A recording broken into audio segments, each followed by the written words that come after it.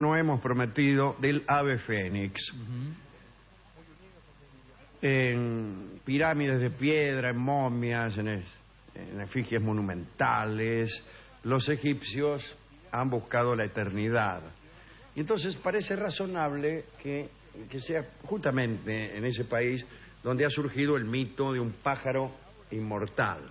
Si bien su elaboración mítica ulterior es obra de los griegos y de los romanos, el fénix tenía su morada principal en Heliópolis, en la ciudad del Sol, ahí en el delta. Herodoto, de Halicarnaso, que anduvo por ahí escribiendo macanas, dice: raras veces son las que se lo deja ver. Solo viene a Egipto cada 500 años. Viene cuando muere su padre.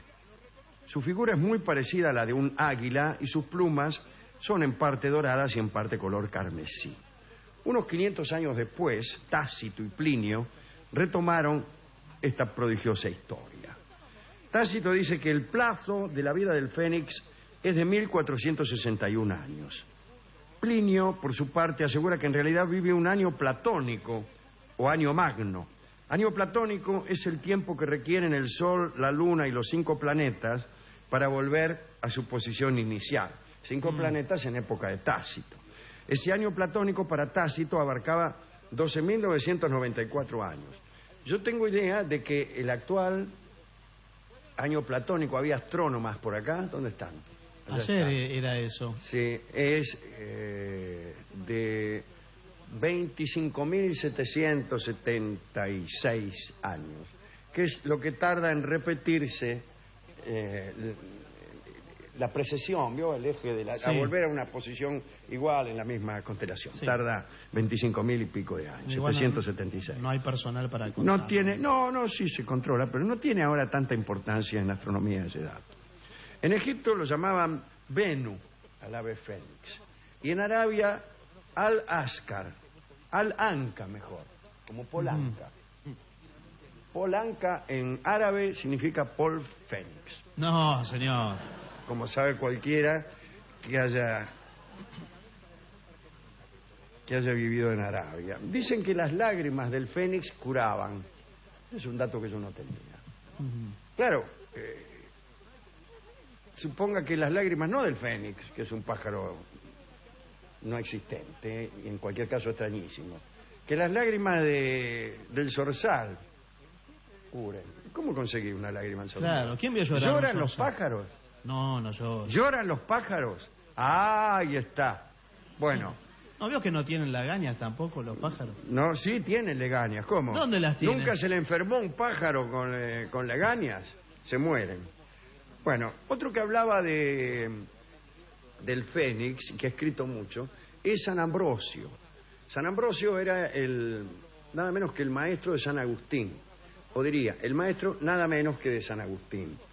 Y siempre contamos en este programa que Agustín contaba que su maestro, lo contaba con asombro, que su maestro, San Ambrosio, leía en silencio. Cuenta las confesiones, San Agustín, que un día entró a la celda o a la oficina o qué sé yo, a la pieza del tipo de San Ambrosio y lo vio leyendo, pero en silencio, sin pronunciar palabra. ¿Y por qué se asombraba Agustín?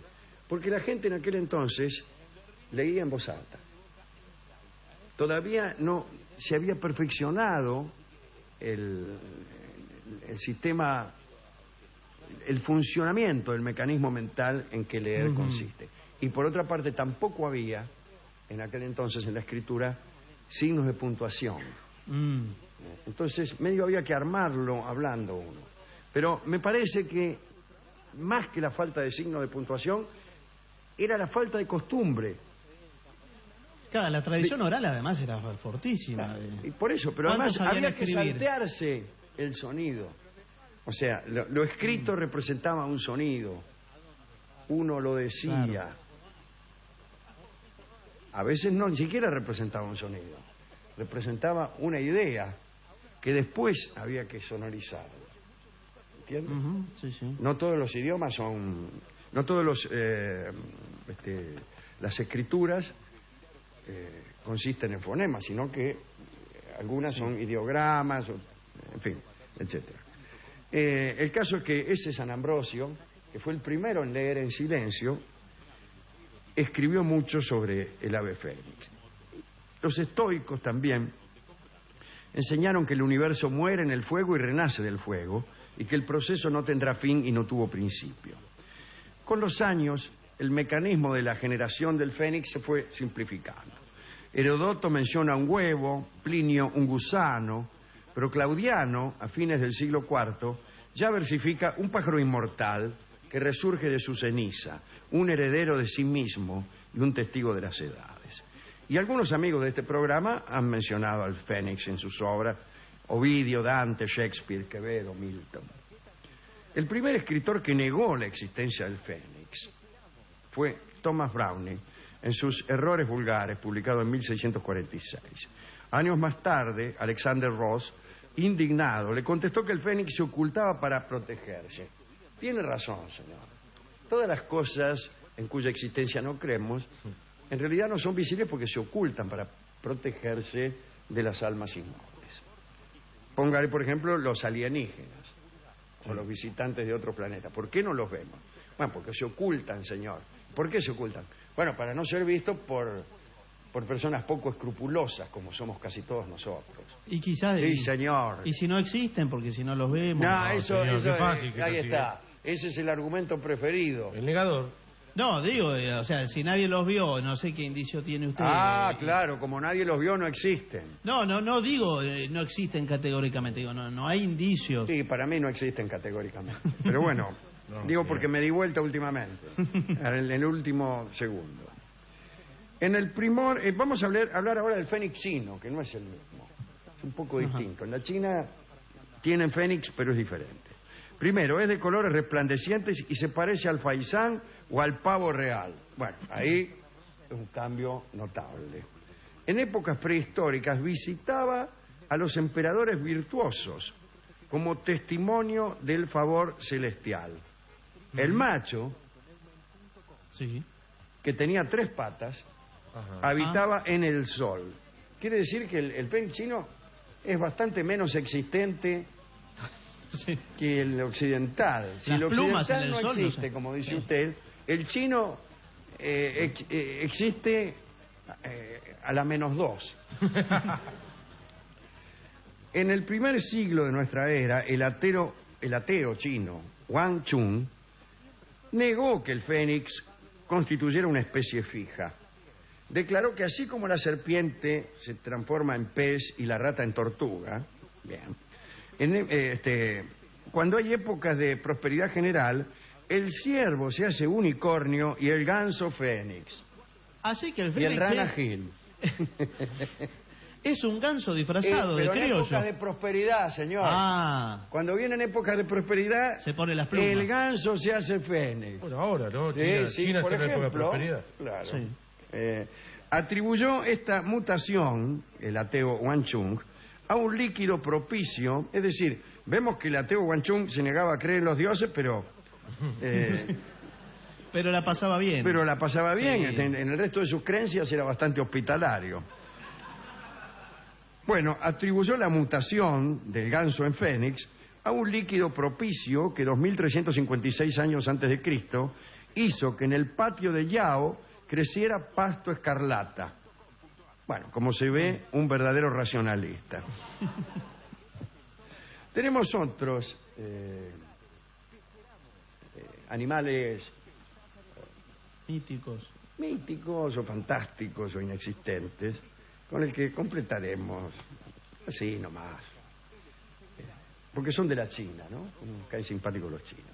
El 100 cabezas es un pez creado por el karma de unas palabras por su repercusión en el tiempo. Parece que el Buda se encontró con unos pescadores que tironeaban de una red.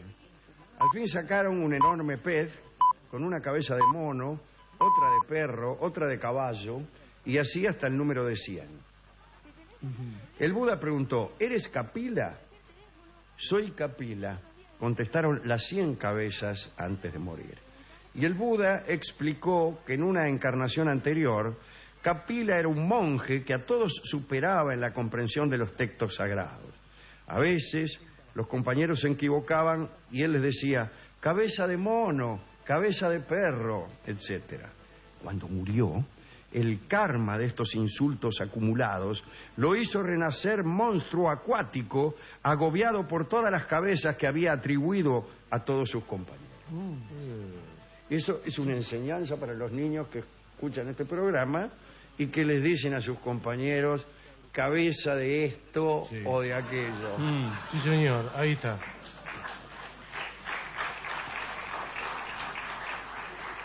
Finalmente, 3 pequeños animales de la mitología china.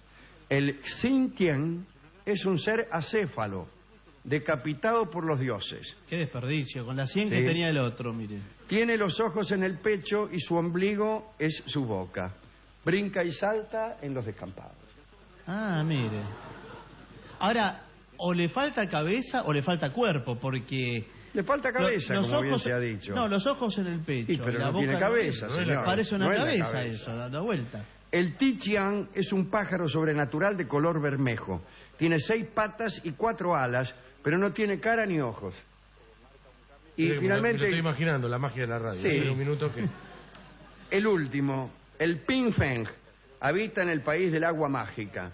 Parece un chancho negro, pero tiene una cabeza en cada extremo. No entiendo el pero, porque es un El chancho negro con dos parece cabezas. un chancho negro, es una prolijidad. Parece un chancho negro. Muy bien, pero tiene una cabeza en cada extremo. Qué bien. Y el resto todo chancho. Y el resto es todo chanto. No, Sí, señor. no sabe él qué es el adelante y el atrás. Sí. Como Jano, una cosa así, pero... Algo con- así como Jano, aquel dios que tenía 2 caras, una miraba al pasado y otra al futuro. Pero ¿cómo decidía Jano cuál era el pasado y cuál era el futuro? No lo sé. Señores, hemos ido a la